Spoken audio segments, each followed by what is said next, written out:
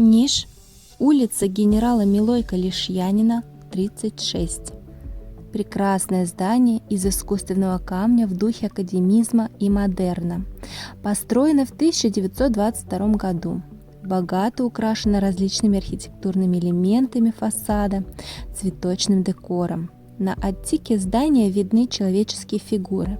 Одна мужская, очень похожа на бога торговли Меркурия, а вторая женская.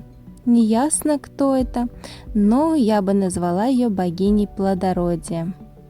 Это семейный дом нишского торговца Йордана Цветковича Рожка. Здание спроектировал белградский архитектор Чедомир Галишич.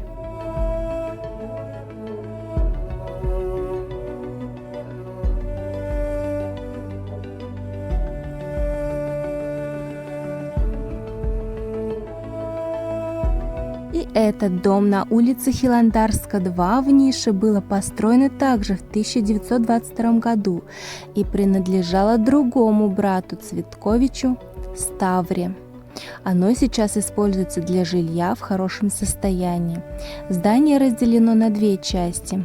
Первая часть, несколько более углубленная и более низкая, имеет 2 узких полукруглых окна с колоннами, а между ними помещен кубок. Вторая часть дома, чуть выше и выступающая, имеет уникальный полукруглый проем, в котором расположено большое окно с 3 створками. Над ним 2 фигуры женских голов, а между ними растительная пластика с глубоким рельефом. Под всеми оконными проемами расположены ряды колонн. Фасадная часть крыши украшена 2 большими чашами в начале и конце. История развития семейного производства начинается с отца Йордана и Ставры, Николы, который был пекарем, а в 1912 году стал владельцем первой автоматической мельницы в Нише. В период между Первой мировой и Второй его сыновья Йордан и Ставра расширили мельницу, ввели электропривод, так что она стала одной из крупнейших мельниц Сербии.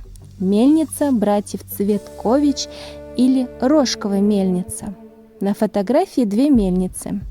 Слева мельница Цветковичей, справа здание мельницы Нишского районного банка. К сожалению, сохранилось только здание справа. Сейчас здесь житопромет.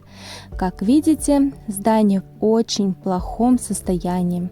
Едва уловима схожесть с фотографией. Не очень похоже, что производство работает. В 1940 году Йордан покупает кирпичный завод Чиликула, который во время войны сильно пострадает, после войны будет национализирован, восстановлен, автоматизирован по лицензии немецкой компании Келлер и войдет в тройку кирпичных заводов, которые объединят в одно предприятие, и они будут отстраивать разрушенный войной город. Сейчас завода нет. Я нашла это место. Оно прекрасно работало до 90-х годов, после чего начались трудности, и, к сожалению, приватизация американским инвестиционным фондом не исправила ситуацию. Лет 20, а может и больше, оно не работает. Сейчас на этом месте какое-то другое предприятие. Так грустно смотреть, особенно когда понимаешь, насколько это была грандиозная стройка. В газете «Народный лист» 1947 года постоянно публиковались статьи с бравадами. Например, в середине лета будет завершена наимодернейшая циклона в мире. И про перевыполнение планов, и улыбающиеся люди, которые строили и вкладывали силы. Печально. Очень жаль, что ни мельница, ни кирпичный завод не сохранились. Только эти красивые дома нам напоминают об этой когда-то известной семье Цветковичей Рожка.